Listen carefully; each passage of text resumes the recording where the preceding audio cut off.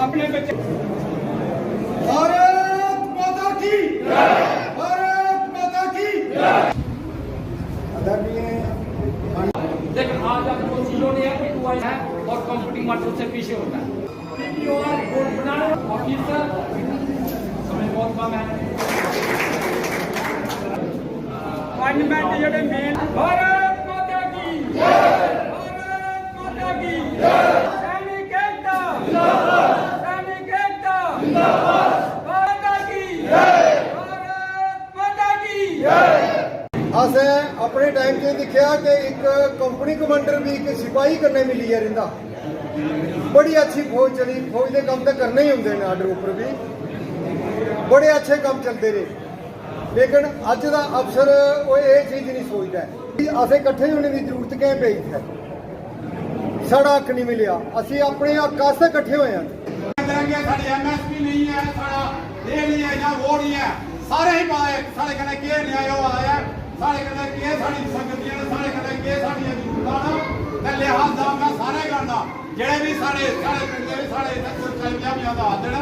मैं आना ये तुम अपने पिंडी मुंडे अपने घर से बैठते हो तो सारे कने एक सलाह करो कि भाई आके आज अगर जेड़ी ये फौज है जितनी भी है सारे भूतपूर्व सड़क आने आ एक भी सलवाई दी दूर होनी ना अगर सारे आसी इकट्ठे होई है सारी डिस्ट्रिक्ट दी परसेंटेज कटी सकते हो कि इतने कितने परसेंटेज लोग 100 बंदा या 150 बंदा नहीं है तो तुम ये सोच सकते हो कि इसके कामयाबी नहीं मिलती है। आज कल युग है, आज वोट राजनीति है, जितने थोड़े वोट होंगे जिसके थोड़ी स्ट्रेंथ होगा उससे नहीं किसी को कामयाबी मिलनी है।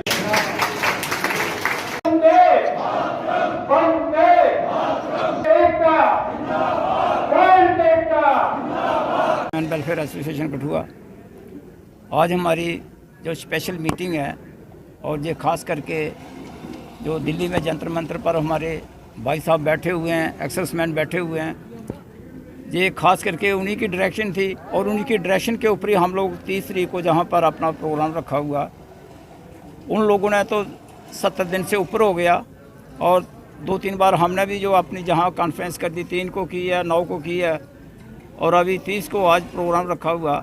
हमारा भी यही मेन मकसद है कि हम लोग कम से कम जंतर मंतर पर तो नहीं पहुँचे पर जहाँ से उनको सपोर्ट करें और अगर ऐसी स्थिति आई गवर्नमेंट ऐसी सोचती है तो हम भी अपना डेरा डंडा जहाँ से उठाकर 400-500 आदमी अपना डेरा डंडा लगा लेंगे और फिर गवर्नमेंट को देखते हैं कि ये क्या कर रहे हैं। हमने रिक्वेस्ट की है, बार बार रिक्वेस्ट कर रहे हैं उनको कि हमारी 1 रैंक 1 पेंशन को रिवीजन करो। ये जो 1 रैंक 1 पेंशन पार्ट 1 इन्होंने रखी थी वो बिल्कुल करेक्ट थी, लेकिन जो 1 रैंक 1 पेंशन पार्ट 2 रखी है उसमें से इतना ज़्यादा वेरिएशन कर दिया कि हायर अफसर जो है वो हायर पोजीशन पर ले गए हैं और JCOR को इस तरीके से इन्होंने सत्यानाश कर दिया उनका कि उनकी पेंशन माइंड्स में कर दी है। ये कौन सा ज़माना आया अभी कि आर्मी सेक्शन निकालने के बाद 250 पेज के आप 1 रैंक 1 पेंशन पार्ट 2 निकाल रहे हो और उनके ऊपर जो हालात हैं वो माइंड्स में जा रहे हैं। नायब सूबेदार को देखिए, सूबेदार को देखिए, सूबेदार मेजर को देखिए, आर्मी लेफ्टिनेंट को देखो, आर्मी कैप्टन को देखो, सिपाही से लेकर वो हवलदार इन्होंने थोड़ा सा वेरिएशन डाला पर लेफ्टिनेंट जो कमीशन है वो लेफ्टिनेंट से लेकर लेफ्टिनेंट जनरल तक उनका वेरिएशन देखो कितना है। यही हाल इन्होंने डिसेबिलिटी के ऊपर रखा, यही हालत इन्होंने MSP के ऊपर रखा और यही हालात जो है हमारी वीर नारी और बेडों के ऊपर किया हुआ। तो मैं मीडिया के थ्रू गवर्नमेंट को रिक्वेस्ट करता हूँ कि इसकी रिवीजन जो है पार्ट 2 जो निकला हुआ इसको चेंज करें और एक्यूरेट के ऊपर इसका फिटमेंट फैक्टर फिट करें कि सभी को इसका फ़ायदा हो। Ex-serviceman welfare association district Kathua, जैसा कि आप भलीभांति जानते हैं कि 20 फरवरी 2023 से लेकर के आज तक 30 अप्रैल तक 70 दिन हो गए हैं। हमारी जो भूतपूर्व सैनिक हैं वो पूरे हिंदुस्तान में एक संघर्ष कर रहे हैं। किसके लिए? 1 रैंक 1 पेंशन के लिए। और ये एक आज़ाद देश के लिए सबसे शर्म की बात है। मैं तो यही कहूँगा, इससे भी अगर और भी ज़्यादा शब्द इस्तेमाल करना पड़े तो मुझे गुरेज नहीं होगी, क्योंकि जो सेना, जो सैनिक पूरे देश की रक्षा करते हैं, सुरक्षा करते हैं, उनके साथ इस तरीके का खिलवाड़ किया जा रहा है। इसकी मैं आपको जिंदा मिसाल बताता हूं कि डिसेबिलिटी पेंशन, जिसका ये मतलब होता है कि अगर किसी भी टेररिज्म इंसर्जेंसी में अगर किसी को घायल हो जाता है या किसी भी और वजह से वो घायल होता है तो उसको जो है वो डिसेबिलिटी पेंशन दी जाती है। और इस हिंदुस्तान में आप ये देखिए कि जो JCOR देश की रक्षा करने के लिए, आपने देखा होगा श्रीनगर में किस तरीके से टेररिज्म से ये फाइट करते हैं और किस तरीके से वीरगति को प्राप्त होते हैं। वो जाना होता है, एक लेफ्टिनेंट जनरल है जो लेफ्टिनेंट जनरल रैंक में पहुंचता है, वो तो पूरी सर्विस करने के बाद में उस टॉप रैंक में पहुंचता है। उसके ऊपर तो कोई रैंक ही नहीं है, उसके ऊपर तो सिर्फ एक रैंक है, chief of the army staff. और उस टाइम में वो अपना मेडिकल आता है और आराम से लेकर के 75,000 रुपया उसको डिसेबिलिटी पेंशन मिलती है। तो देखिए ये कितना बड़ा इंसाफ है। हम ये जो लड़ाई लड़ रहे हैं किसी गवर्नमेंट के खिलाफ नहीं है, किसी ऑफिसर के खिलाफ नहीं है, लेकिन हम अपने हक हकूक़ के लिए लड़ रहे हैं। हम ये चाहते हैं कि MSP बराबर हो, डिसेबिलिटी पेंशन बराबर हो, जितने भी प्रकार के अलाउंसेस हैं, चाहे फील्ड अलाउंस है, हाई अल्टीट्यूड अलाउंस है, चाहे एवलांचिंग अलाउंस है, वो सब के सब जो है वो बराबर होने चाहिए। इसलिए आपके माध्यम से हमारी ये पुरजोर JCOR की जितने भी भूतपूर्व सैनिक हैं उनकी ये मांग है कि ये जो ORFP 2 इन्होंने जो निकाला हुआ है इसका दोबारा रिकंसाइलेशन किया जाए और इसको दुरुस्त किया जाए। नहीं तो जब तक हमारी डिमांड मानेंगे नहीं गवर्नमेंट, तब तक हम चुप करके बैठने वाले नहीं हैं। अगर हम देश के लिए लड़ सकते हैं, अपनी कुर्बानियाँ दे सकते हैं, तो हम अपना हक हकूक़ लेने के लिए भी हम पीछे नहीं हटेंगे। कि जवान की जो बाजू है, जहाँ उसका अंग का कोई भी, शरीर का कोई भी अंग जो है वो लोहे का तो नहीं है कि ऑफिसर का सोने का बना होगा।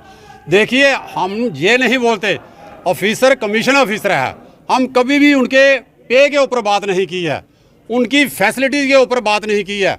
वो जहाँ भी जाते हैं गाड़ी में जाते हैं, जब हायर रैंक का जो ऑफिसर है वो हेलीकॉप्टर में जाते हैं।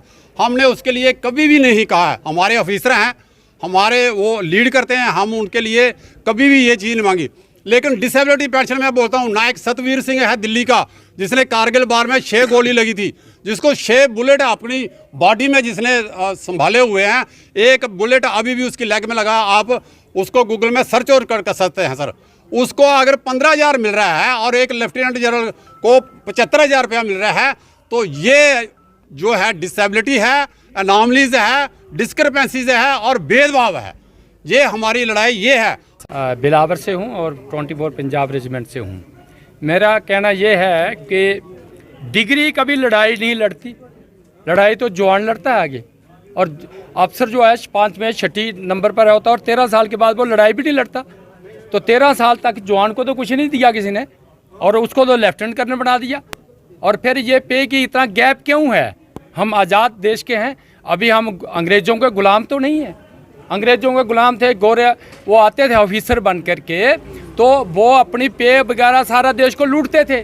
तो क्या आज भी वही लूट रहेगी? जितना भी टैक्स या जो भी देश की इकॉनमी है वो डिग्री में बांटी जाएगी। किसी के काम की कोई कीमत नहीं है। अगर बॉर्डर के ऊपर खड़ा है आदमी, तो जो पहली गोली खाने वाला है उसके लिए क्या है 12-13 हज़ार, उसके बच्चे भी नहीं पाल सकते वो। हम गुलामी